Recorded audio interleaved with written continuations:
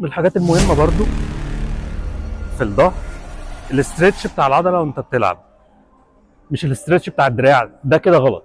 انت لازم تحس بالاسترتش، عضله الظهر هي اللي بتعمل لها استرتش، مش لازم تفتح ايدك للاخر، لانك انت لما بتفتح ايدك للاخر انت كده فصلت العضله. فده ستريتش وتنزل للاخر، ده ستريتش وتنزل للاخر.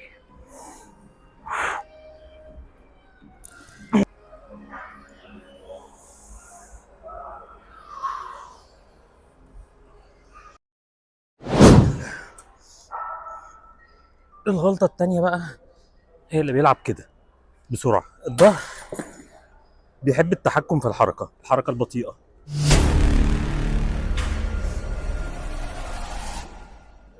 ثانيتين طالع وثانيتين نازل.